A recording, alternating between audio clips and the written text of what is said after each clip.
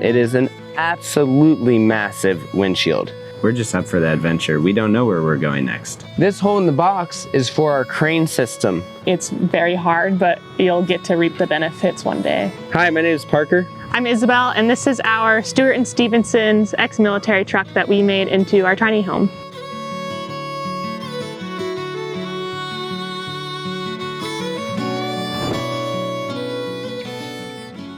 Okay, so this is our dining and kitchen area. So pretty standard dinette table on the lagoon table leg. And both these sides are actually storage back behind here. So this one is a whole closet. And then down here is the inverter and other electrical components. And this is all raised up because we have a 100-gallon freshwater tank under there. And we wanted it to be inside so we don't have to worry about freezing or anything. And then this side is more storage for linens, backpacks, kind of bulky things. And up there in the corner, we have a dirty laundry. So this is our kind of control cabinet. So we have a diesel heater controller, the hot water heater remote, inverter controller, switches for tank heating. So there's different zones on these to control different tanks. So in the winter, we'll flip those on and that tank will stay heated. And then this is a stereo system. We have 3 different zones set up. We have a zone for these 2 speakers in the dinette, a zone for the 2 speakers in the bed, and then 2 speakers outside. And this is it's called a Submarine. This is for yachts. It's a tank, power and heat monitoring system. So it has a nice home screen with the time. You can see our batteries are at 100%, time to charge, voltage, how much solar we're taking in, and then what we're using. So we have lights, diesel heater, outdoor tank heat, and indoor tank heat. These are the actual truck batteries, so a voltage on there, and then a freshwater level, a diesel tank level, and then a bunch of temperatures. So we have inside, outside, refrigerator, freezer, batteries, the hot water heater, our freshwater, and then pitch and roll, and a barometric pressure graph. So that's super handy to have. Then you're not like, are we running out of water? Because you have it right there. Pretty standard stuff, paper towels, a faucet. So we have an instant hot water heater that runs on propane. So if you turn that on in 2 or 3 seconds, you'll have hot water. A little soap dispenser, and then this massive sink, which we really love because you can hide some dirty dishes in there. It's just not like those tiny little RV sinks. And it has a cutting board and a little drying rack and a basket that sit right in there. And we have a little silverware container. To be honest, we forgot to build a silverware drawer, so we have that now. And then we have a little strip with knives. This is the WeBoost antenna and a little router. And we have a 3-burner propane stove, and it has this cover, which is nice because it gives you more counter space. And the experience of cooking on propane versus induction is a lot better. And it comes with a little oven, which we love to do cookies, veggies, just nice to have an oven. So our fridge is an Isotherm Cruise 200. It runs on 12 volt, and so not propane, only 12 volt. And it's made for yachts, so it's really efficient. And it looks super nice. We love the stainless steel. And we have a big freezer and then a big fridge. And for just the 2 of us, it's more than enough. Above the fridge, we have a slide-out pantry. So you just pull on this handle, comes right out. We have spices, canned stuff up there. And then our shower bathroom is a wet bath, so it's all in the same unit. Yeah, the shower head it only has 1 knob to turn on, and so it's only hot water. You don't have a mixer. So you come over here, select your temperature. We find that like 111 is good, and then turn it on. A couple seconds later, you'll have hot water. And so that's pretty simple. It just drains into a pipe, and then the toilet is a DIY composting toilet, so you can buy, there's a couple brands that make the whole unit, and this is a 3D printed kit that you put together, and it goes on a 5-gallon bucket, and then it has a urine diverter that we plumbed into its own tank. So that's 5 gallons, and we pretty rarely fill that all the way up, and we just dump it at an RV dump. All right, this is our bed area. It's just a double bed, but that's fine for the 2 of us. And There's 2 more speakers, one here and one here, and so those are on their own zone that you select with the stereo. And then we each have a cabinet for clothes and a little smart TV, and this is on a swivel so you can actually watch from the dinette, from bed, and even outside if you put it all the way back. And so we built a little nightstand table right here. We obviously can't leave anything on it when we drive, but we'll put our phones there and some water at night. And then we each have a little nightlight with a USB. That's how we charge our phones. There's a fantastic fan right above our head, so at night, if it's hot in here, we can get some breeze going. And another Arctic Tern window, just like the one in the kitchen, but a little bigger.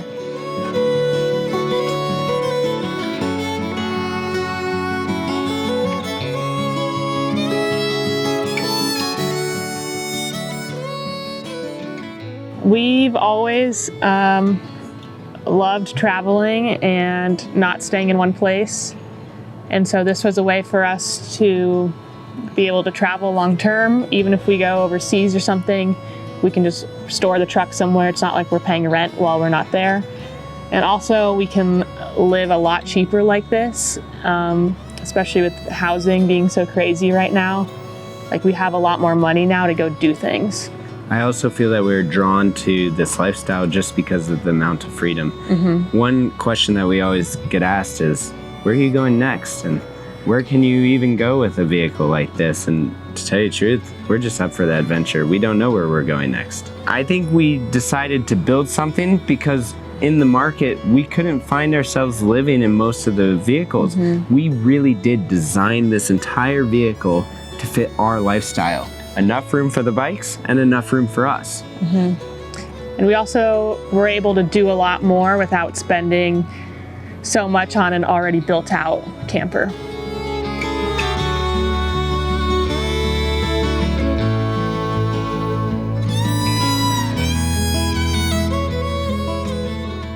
All right, on the outside of the vehicle, we also did some really cool stuff. We put in this 2-inch bar roof rack that holds a lot of tools up top and keeps our windshield free of debris. Any tree branches or anything that hit the side of this just gets pushed away. We do a lot of night driving too, so we'll have lights down here, lights up here, lights over there. We have 250,000 lumens currently on the vehicle. We have a lot of lights. Going this way, we have multiple recovery points, 25,000 pound winch, and our main hook. Our main hook is great because you can just strap to a car and pull the vehicle right out. As you may notice, 3 windshield wipers. You'll notice from inside, the views are phenomenal. It is an absolutely massive windshield. Moving around to this side of the vehicle, the passenger side, we have our spare tire mounted way high up. These tires weigh 472 pounds. They are massive, and you can see each tire has CTIS, Central Tire Air Inflation Systems. Getting the tire down, there are 3 cranes on the truck. The tire is on its own crane. It has a crane that will lower the tire and come down right here. We also have a crane on top of the roof rack that helps get tools down and anything like that. We have a welder up there that will bring down, just drop down and be able to fix anything on the trail. This is our main toolbox area. This comes stock on all Stewart and Stevenson trucks. We use this for we have a whole vise in there, gets packed away. We have some other small tools, and our grease gun material goes in there too because it's messy. We carry around 70 gallons of gas on the truck. This gives us a usable range of around 580 miles. At least that's what we found. When we were first looking at boxes, we decided that maybe we would build one so we could have more flexibility, and then cost kind of got in the way. So we decided to find our own box. This is actually a M1079 shelter box. You can see there were 2 windows and we took those windows out. And the box, the original box, kept going right here. We cut out this bottom part. We cut the wall and the floor out and built our own little door system. The door opens like this. It's really nice and easy, just like this. And if we're boondocking somewhere and we need to not be seen, when everything's all closed up and the shades are drawn, it looks like no one's home. We don't like the look of a deck and the steps coming out. We sometimes may camp in places where we don't want to have people think we're in here. We want to be able to kind of be sneaky in that way. In all M1079 shelter boxes, these aluminum steps and these doors are your only entrance and exit. On the other side, we cut our own entrance. Going this way though, you can see that we cut another hole in the box. This hole in the box is for our crane system. We have basically shish kebab the entire truck and built into the internal frames of the box, our crane. The crane can raise and lower pretty much anything you want. It is a heavy lift crane. 2,000 pounds is what it's rated for, but I wouldn't, it's pretty up there. You're going to probably do damage to the box and everything else before you even get close to that. We use it a lot for our electric mountain bikes. They go right in and they come right out pretty easily. On the back of the vehicle, you can see our bed is mounted pretty much at 7 feet in the air. Down below, this is our garage area. Our garage is 40 inches tall by 96 inches wide. It is absolutely massive. We love it. We can store all of our fun toys. We kind of designed this truck around storing toys. Looking down low here, we have a pintle receiver hitch. The pintle receiver hitch, you can tow up to 80,000 pounds I've seen before towed off of it. And below that, we also have a regular 2.5 inch receiver hitch. The 2.5 inch is good up to 30,000 pounds. Right here, we have a separate ladder. Not this ladder that we usually keep on the back door, but there are fold down ladder steps that go straight up to the roof. This is one of our main access points to the roof if we need to clean off the solar panels or anything like that.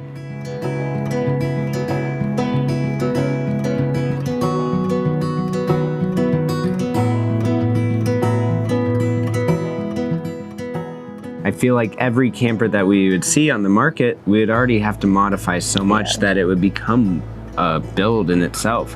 Why not take that first step and that dive into a very shallow pool, that headfirst dive, and find yourself doing something like this? Yeah, there's definitely a lot of cons to this lifestyle.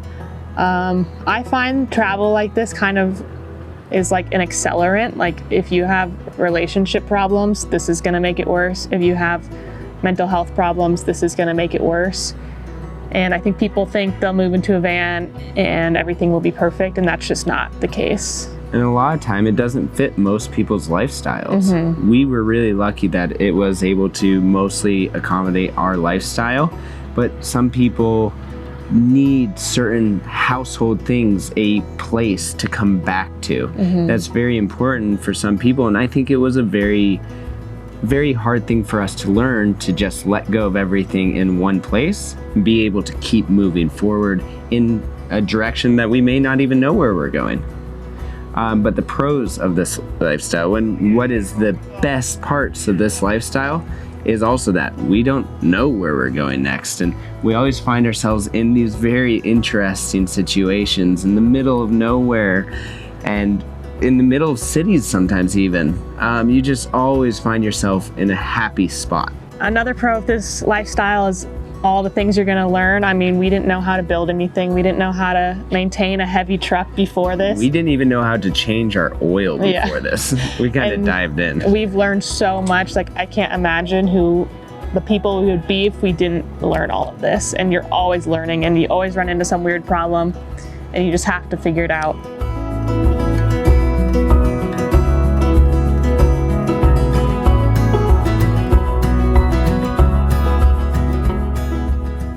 On this side of the vehicle, you can see it is not that stock at all. We completely had to relocate the exhaust. The exhaust usually comes out right here.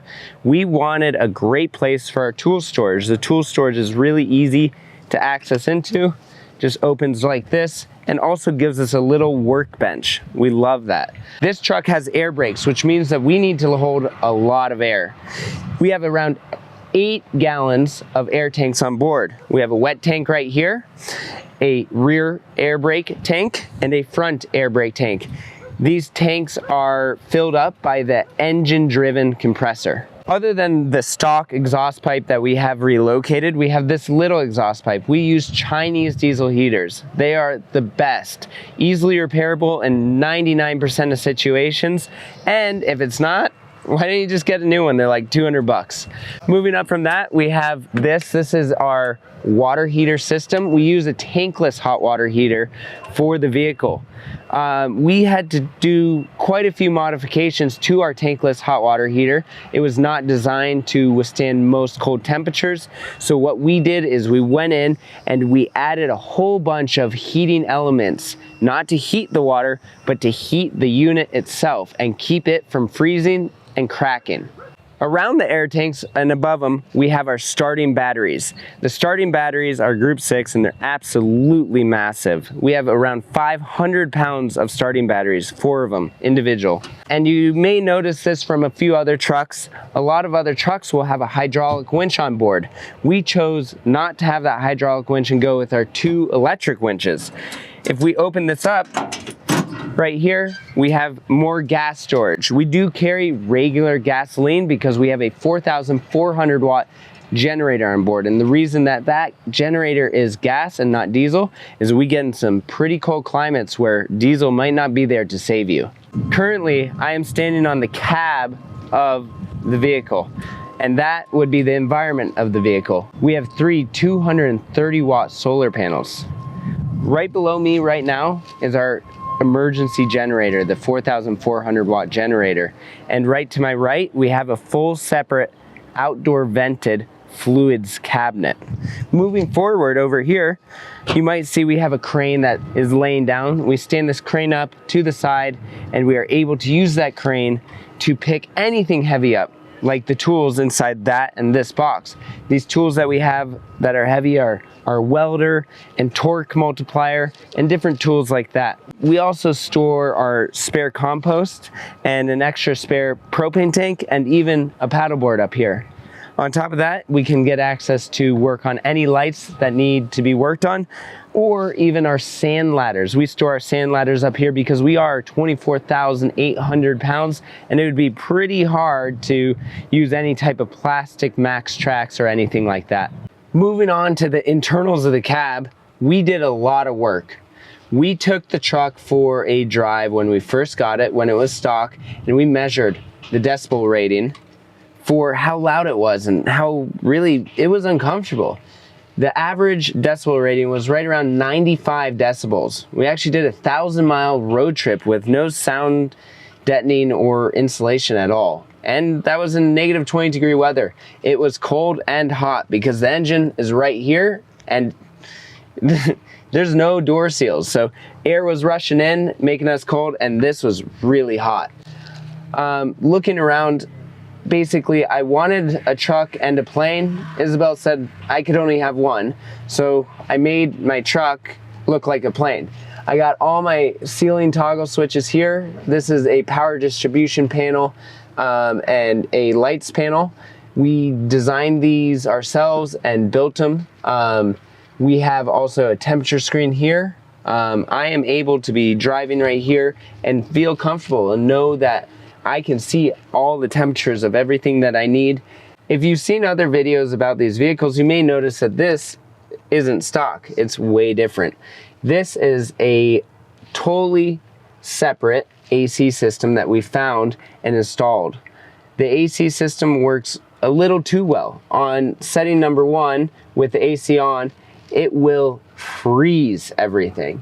We get pretty cold in here and almost have to roll down the windows and the AC or do a mix of turn it on and off. Moving down from the AC and heating system, we have our CTIS. CTIS stands for Central Tire Air Inflation Systems. This means we can air up and air down all 4 tires of the vehicle by a touch of a button, just like that. Right behind the driver, we have these storage bins. The storage bins are really helpful when you get into emergency situations. For example, this storage bin right here, that is all medical supplies. If we have a medical emergency out on the trail or just anywhere, I can grab the case and go. Moving up from that, this case is our spare tire case. I can grab this case right here. It has printed out instructions, so even if you didn't know how to change one of these 470-pound tires, you can just grab the case and go.